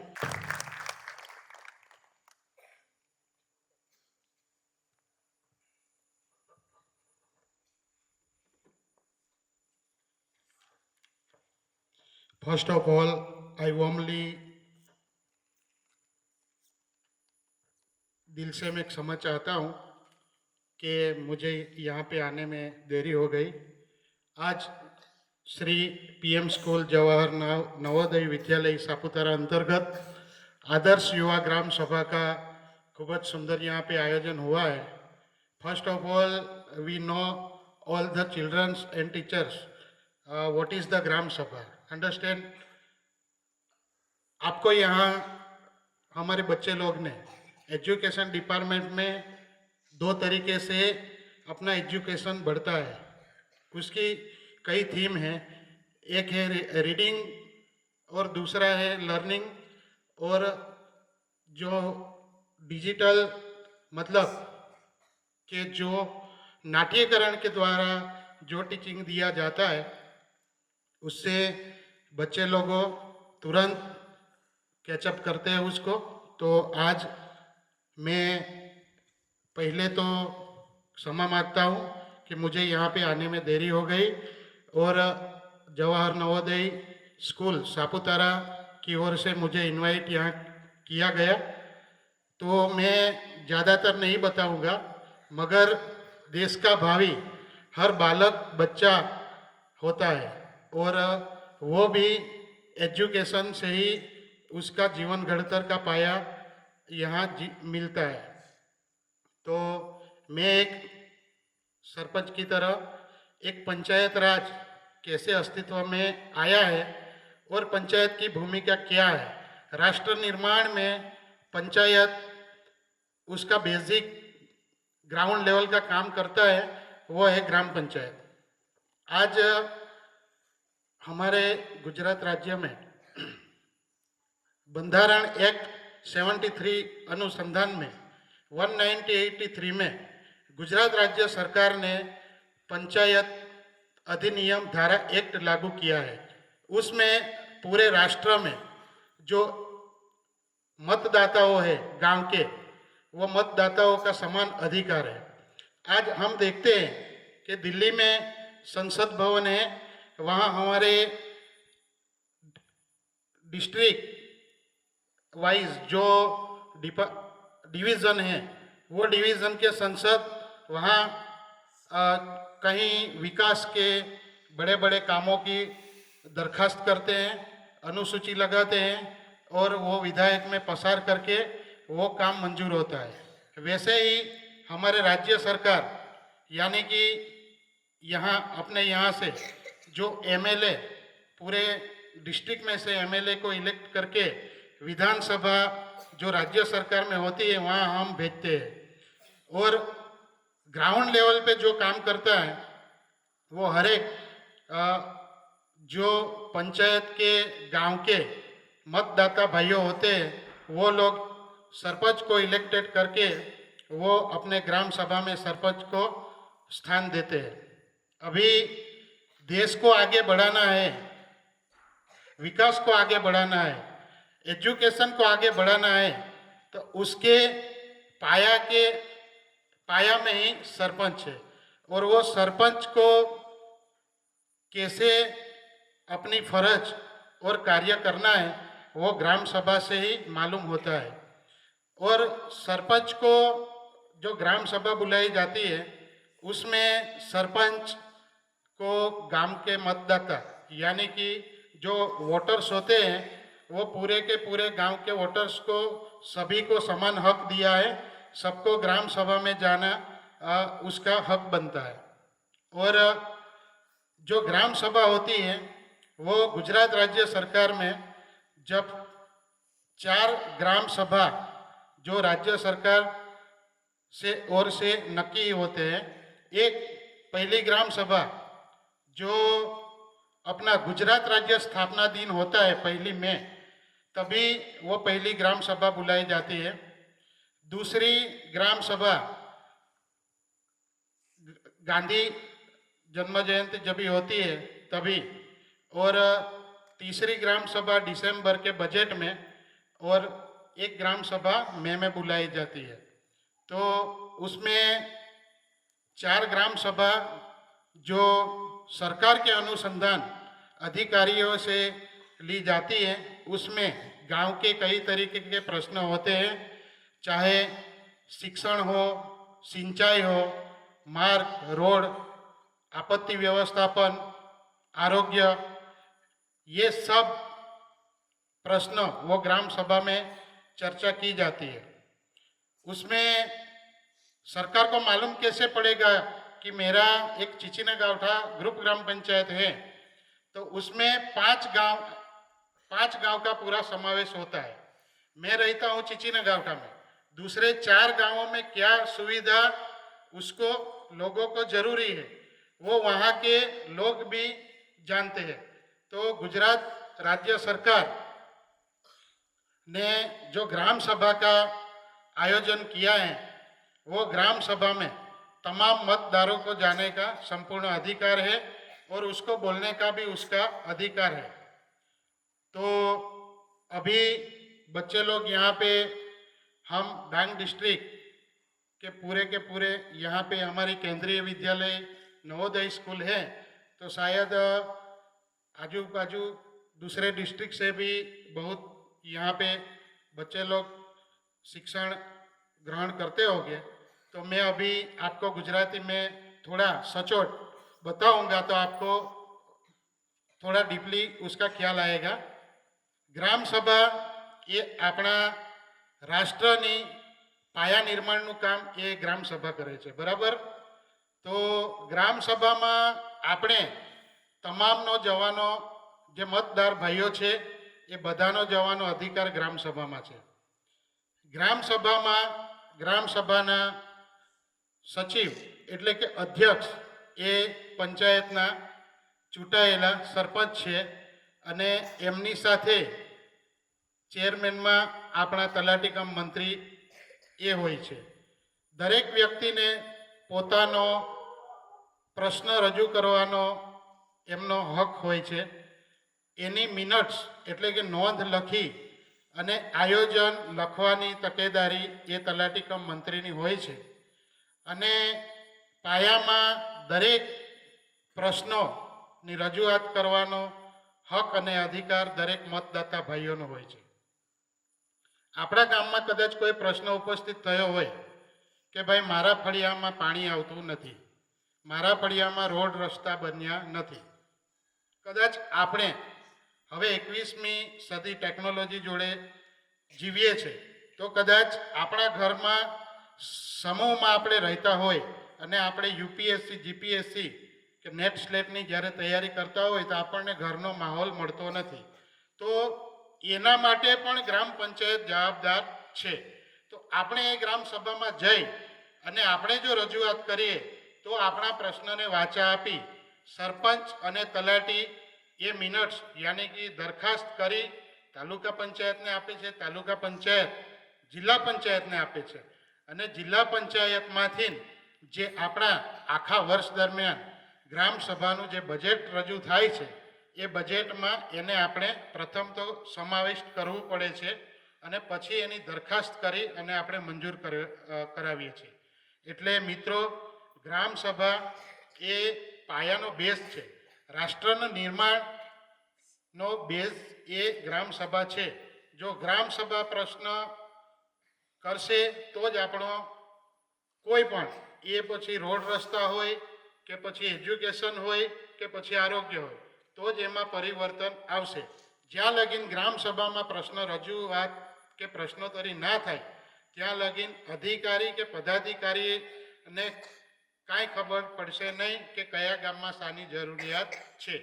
એટલે ભારતનું બંધારણ 1993 પંચાયત ધારા ગુજરાત અધિનિયમ અનુસંધાનમાં જ્યારે 73માં બંધારણ અનુચ્છેદ હેઠળ આપણે 30% સ્ત્રીઓ યાની કે મહિલા અનામત જ્યારે આપવામાં આવેલું હતું, પરંતુ આપણા ગુજરાત રાજ્ય સરકારે 1993 ધારા પંચાયત અધિનિયમ અનુસંધાનમાં હાલમાં આપણે જોઈએ છે તેમ ભારત પુરુષ પ્રધાન દેશ છે, પરંતુ હાલે ભાઈઓની સાથે બહેનોને પણ એટલો જ દરજ્જો રાજકીય રીતે આપવામાં આવેલો છે અને 50-50% આપણને બહેનોને પણ અને ભાઈઓને પણ ચૂંટણી લડવાનો અને પોતાનો અસ્તિત્વ મતલબ કે સરપંચ, તાલુકા સદસ્ય કે જિલ્લા સદસ્ય ઉમેદવાર તરીકે 50-50% ભાઈઓ અને બહેનોને ઉમેદવારી કરવાનો અધિકાર છે. હવે મિત્રો, આપણને થતું હશે કે ગ્રામ સભા ક્યારે યોજાય છે, કઈ રીતે યોજાય છે. હવે આપણા છૂટાછવાયા ડાંગ જિલ્લો એ સંપૂર્ણ આદિવાસી વસ્તી ધરાવતો જિલ્લો છે અને આપણે ત્યાં હજી પણ અદ્યતન ટેકનોલોજીથી આપણે થોડા અળગા છીએ. તો આપણે ત્યાં ગ્રામ સભા ક્યારે છે એ અમુક લોકોને ખબર હોતી નથી. એટલે ગ્રામ સભા એ મહત્ત્વનો ભાગ છે. એટલે ગ્રામ સભા જ્યારે હોય ત્યારે એજન્ડાઓ તલાટી કમ મંત્રીશ્રી, સરપંચશ્રીની સિગ્નેચરથી એમાં પર્ટિક્યુલર એજન્ડાઓ હોય છે, જેમાં સરકારશ્રીના વંચાણે લેવાના પરિપત્રો હોય છે, સરકારશ્રીની જોગવાઈઓ હોય છે અને પ્રમુખ સ્થાનેથી કે અધ્યક્ષ સ્થાનેથી રજૂ થતા મુદ્દાઓ એ પ્રમાણેના 4 થી 5 મુદ્દાઓનો સમાવેશ કરી અને એજન્ડા તૈયાર કરવામાં આવે છે. એ એજન્ડા આપણે દરેક પંચાયતમાં ચૂંટાયેલા વોર્ડ સભ્યોને આપી ગામમાં બ્યુગલો વગાડી કે કોઈ માઇક પ્રચાર પ્રસારણથી એનો બહોળો પ્રચાર કરવામાં આવે છે અને તે તારીખે ગ્રામ સભા જે તારીખે હોય એ સમય અને સ્થળ એમાં દર્શાવી એ જગ્યાએ ગ્રામ સભા લેવામાં આવે છે. હવે મિત્રો, આપણને એવો પ્રશ્ન થાય કે ગ્રામ સભા ક્યાં લેવામાં આવતી હોય. હવે ગ્રામ સભામાં પણ ચોક્કસ ક્રાઇટેરિયા હોય છે એ કઈ જગ્યાએ લેવાતી હોય છે. ગ્રામસભા એટલે એક વિધાયક જેમ રાજ્ય કક્ષાએ આપણા દરેક ધારાસભ્યશ્રીઓ મુખ્યમંત્રીની હાજરીમાં જે બજેટ મંજૂર કરે છે કે જે ધારાધોરણો અમુક લગાડે છે, એ જ રીતે સંસદ સભ્યોએ પાર્લામેન્ટરી બોર્ડ સંસદમાં જે ધારાઓ લગાડી અને જે બજેટ પસાર કરતા હોય છે, એ જ પ્રમાણે ગ્રામસભા પણ બંધારણના પાયામાં અને વિકાસ અને દેશને આગળ લાવવામાં પાયામાં ગ્રામસભા છે. એટલે ગ્રામસભા એ આપણા જિલ્લાની જે ગવર્મેન્ટ મતલબ કે ગવર્મેન્ટ એપ્રુવલ એટલે કે પ્રાથમિક શાળા છે, ગ્રામ પંચાયત કચેરી છે, દૂધ ઘર છે કે પછી રેવન્યુ ફોરેસ્ટની ચાવડી છે, આવી જગ્યાએ જ ગ્રામસભાઓ લેવામાં આવતી હોય છે.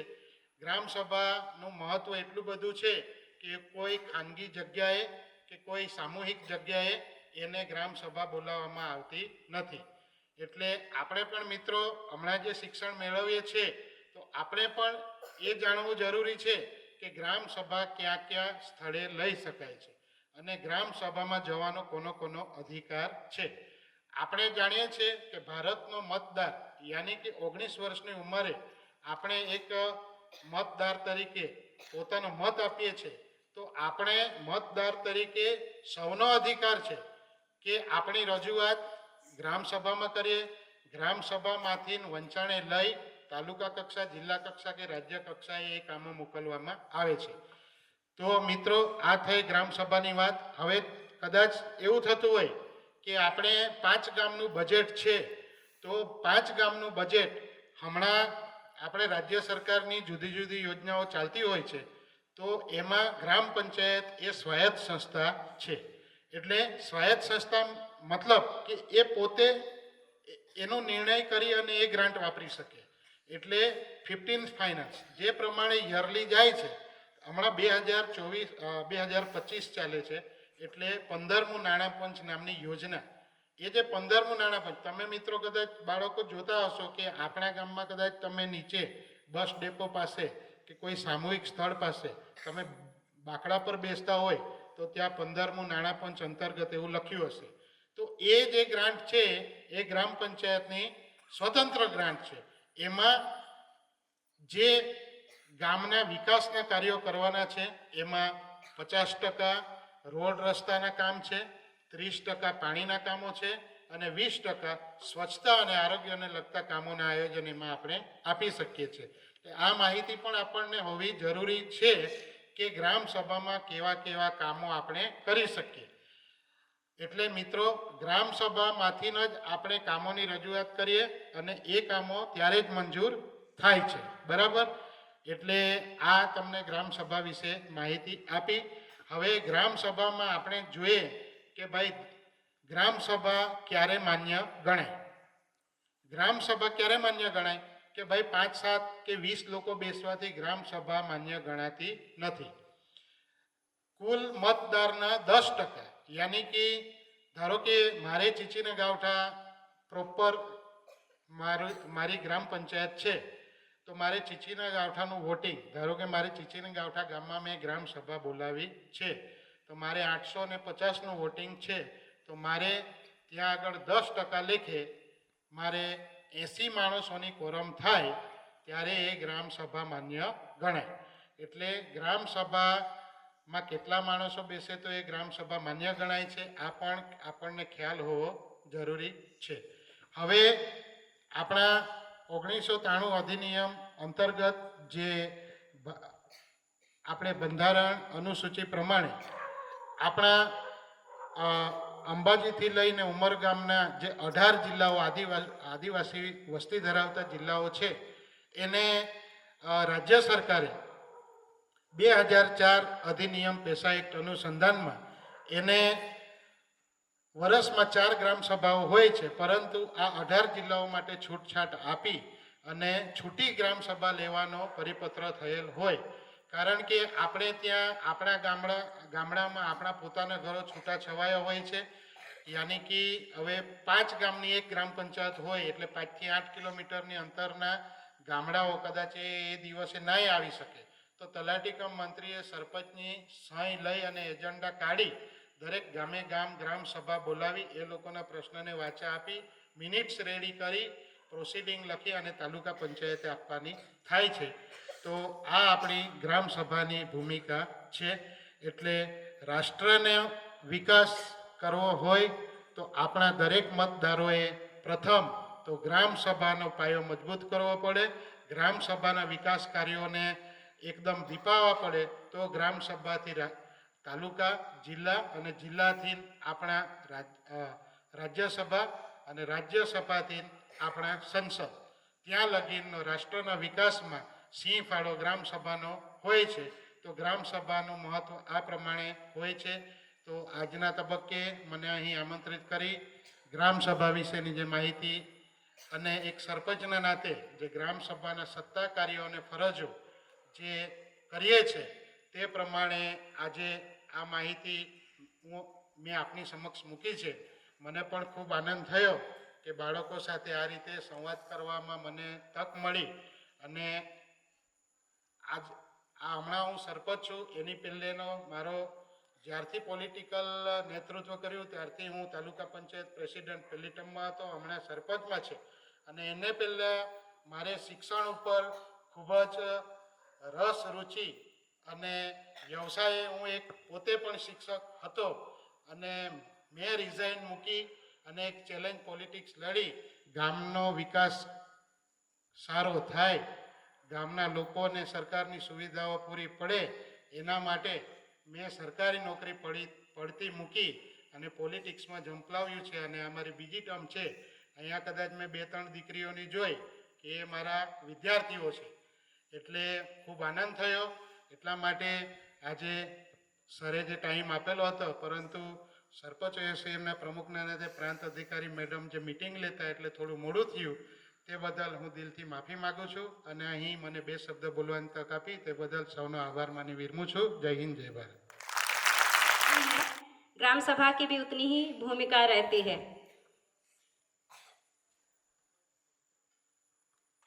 अब बारी है इन उभरते सितारों को सम्मानित करने की जिन्होंने अपनी प्रतिभा, अपनी मेहनत और अनुशासन से इस विद्यालय का नाम रोशन किया है. तो एक बार फिर से इन सभी बच्चों के लिए जोरदार तालियां हो जाए.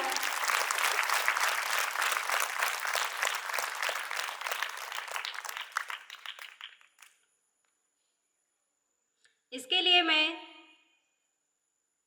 सम्मानीय सरपंच महोदय श्री संकेत भाई, आदरणीय प्राचार्य महोदय श्री आर.पी. तिवारी सर, आदरणीय उप प्राचार्य महोदय शशिकांत मिश्रा सर, आदरणीय प्राचार्य महोदय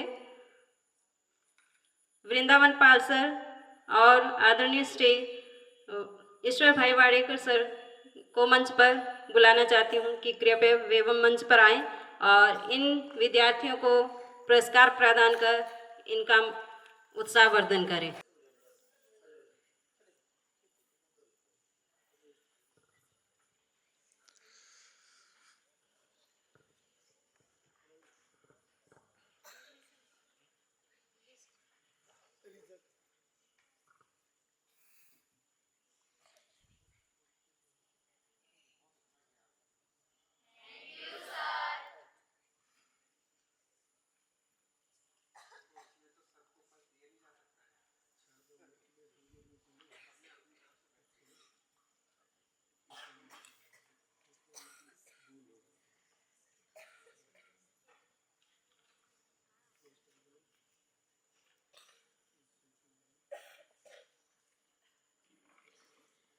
प्रदर्शन के आधार पर 8 विद्यार्थियों का चयन किया गया है.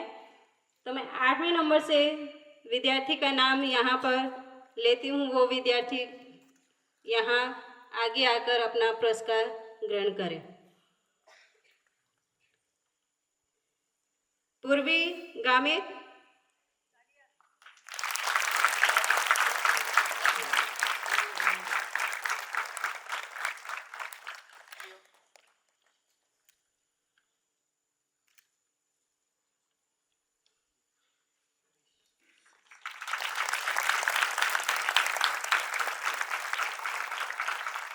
कृष्ण नरेंद्र भाई महला,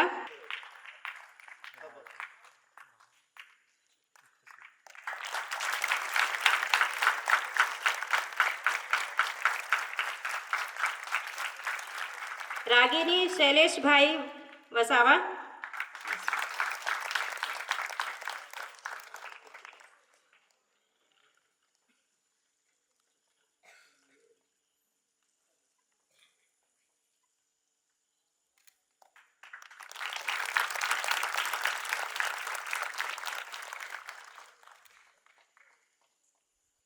जेम्स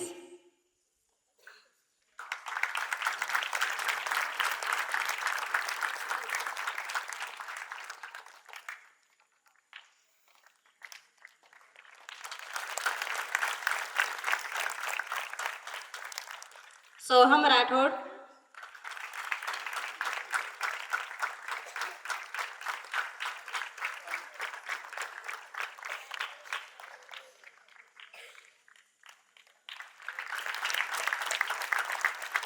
जिया प्रीतेश भाई,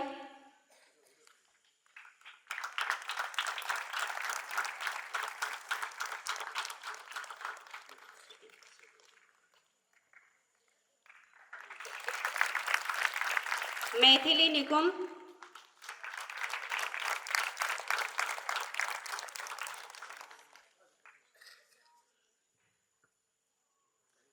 मैथिली निकुम को द्वितीय स्थान मिला है और प्रथम स्थान मिला है त्रिशाली गुज्जर।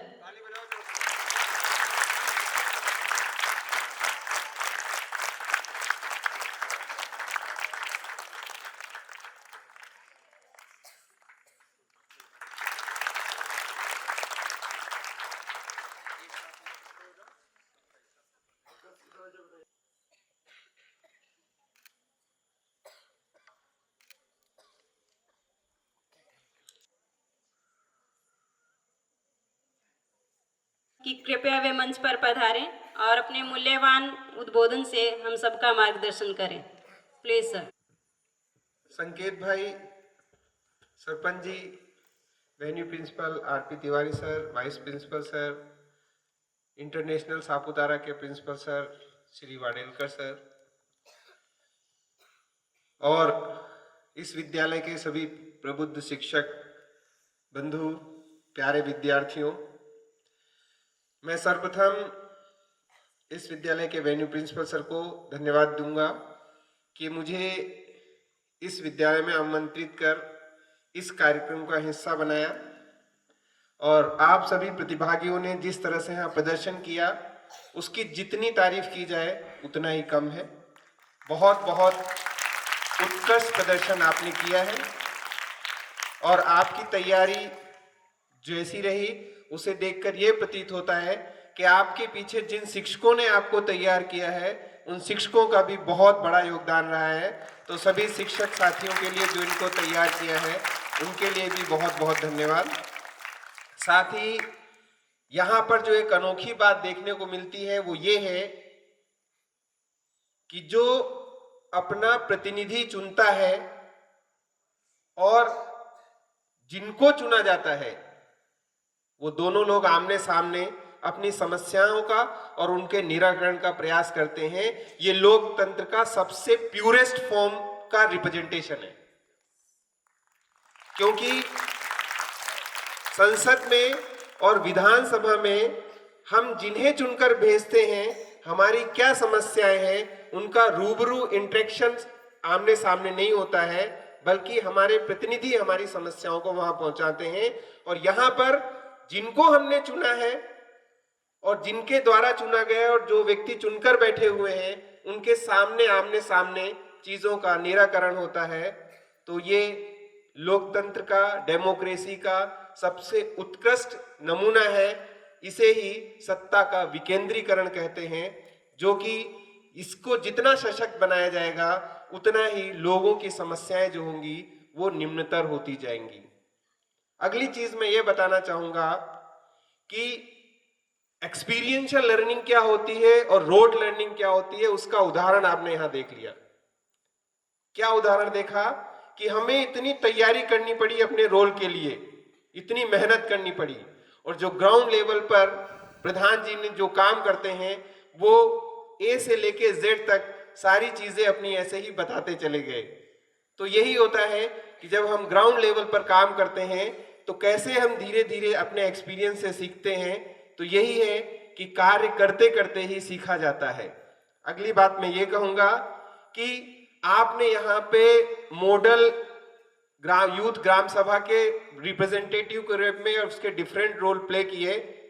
भविष्य में आप देश की पार्लियामेंट में, विधानसभाओं में या इसी तीसरे स्तर पे वास्तविक रूप से आप उन पदों पर आसीन हो और देश की बेहतरी के लिए एक जिम्मेदार नागरिक बने और इस देश को भारत के प्रधानमंत्री श्री नरेंद्र मोदी जी के विजन 2047 में विकसित राष्ट्र बनाने का हिस्सा बने।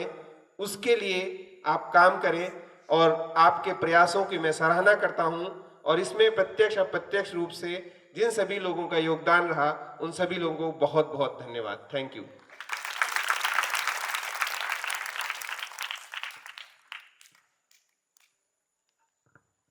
धन्यवाद सर। अब कार्यक्रम के आगे मैं सापुतारा इंटरनेशनल स्कूल के प्राचार्य श्री ईश्वर वाडेकर सर को भी यहाँ मंच पर अपने मनोभाव व्यक्त करने के लिए आमंत्रित करती हूँ।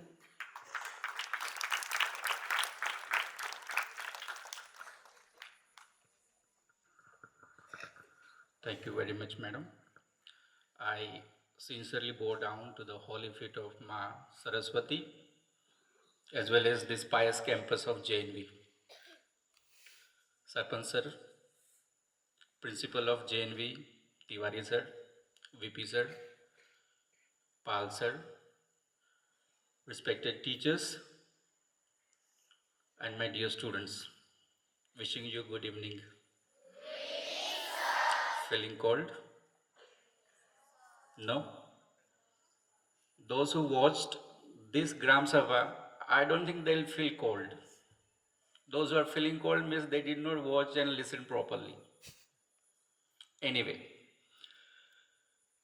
this JNV campus is really different. I think this is my third tenure too. Third time I have come over here for the different programs. But whatever you people do, it's extraordinary. And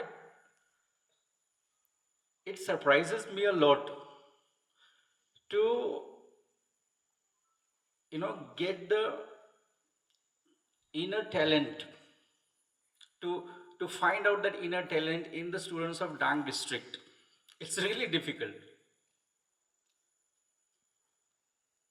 Last year also there was Bal Sansad. It was also fabulous.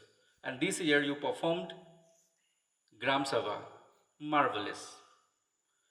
So hats off to the teachers of JNV who worked really very hard to took the inner talents from the students of JNV. And congratulations to this team also. Adarsh, you are Gram Sabha.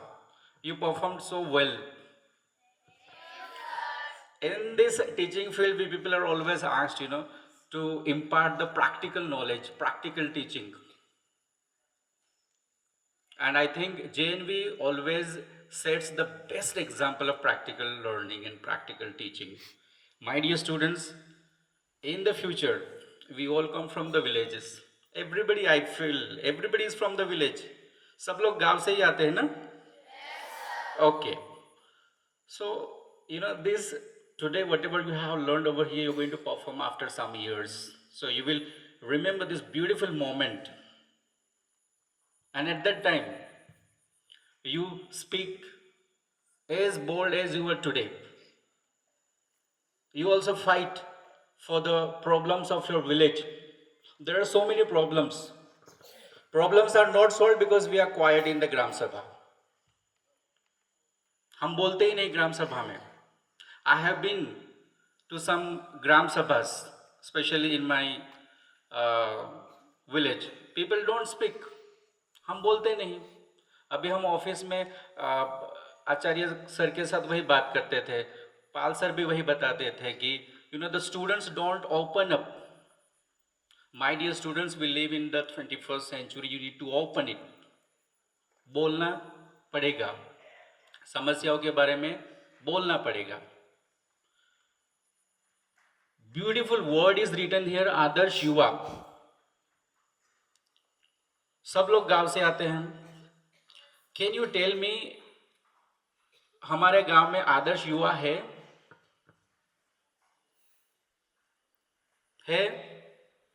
हम हमारे गांव में जाते हैं, हम युवाओं को देखते हैं. कैन यू कॉल देम आदर्श युवा? बोल सकते हैं उनको आदर्श युवा?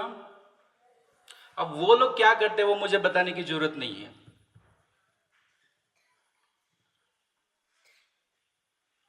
Okay, so I think you people are very much lucky getting this kind of institution which works upon your talents and brings out. So, congratulations to all of you. I really appreciate the teachers. It's really hard work is visible and hard work is seen. And I thank the management of this school for inviting me, and it's really always honor to come over here and to address such a wonderful people. Thank you so much.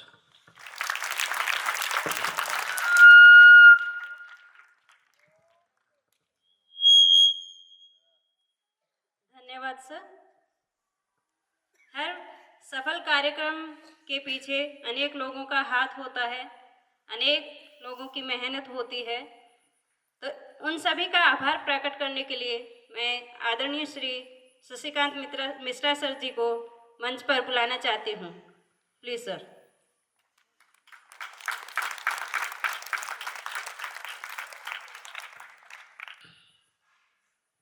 आदरणीय सरपंच महोदय, EMRS के प्राचार्य श्री वृंदावन बाल जी,